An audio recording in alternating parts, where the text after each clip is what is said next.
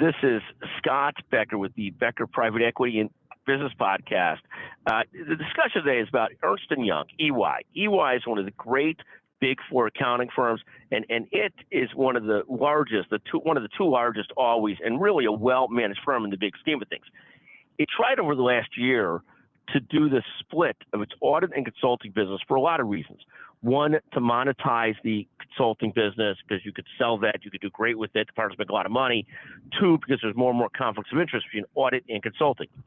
At the end of the day, the deal for a bunch of reasons was shelved. But in doing the deal, EY, like any firm of their size, and you got to remember, EY is a $45 billion firm with 390,000 or so global employees. So what happened here is they ended up with a price tag on the bill of about $600 million. And one of the things that you learn in big professional services firms is partners are very sort of, they think, many of them think of the present today. Are my distributions getting bigger or smaller?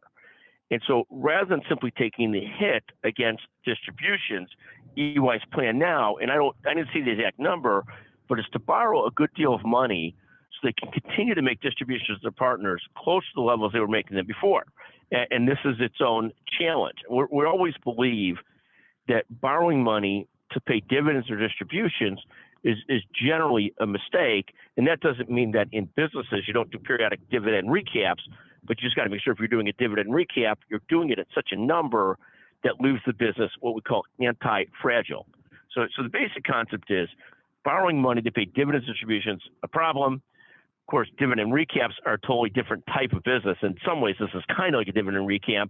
In also some ways, EY with $45 billion in revenues could probably afford the $600 million without causing lots of stress.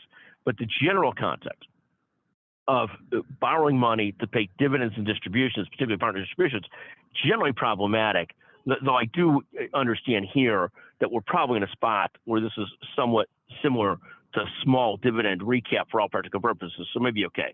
But I found it fascinating. I've grown to love dividend recaps in some settings, but the concept of borrowing money to do dividends or do distributions on a regular basis, probably problematic.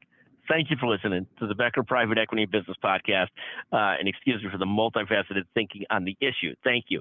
Text me at 773-766-5322, and if you're the first person that listened to this and text me, we'll send you a $50 Amazon gift certificate from Becker Strategy Group. Thank you for listening.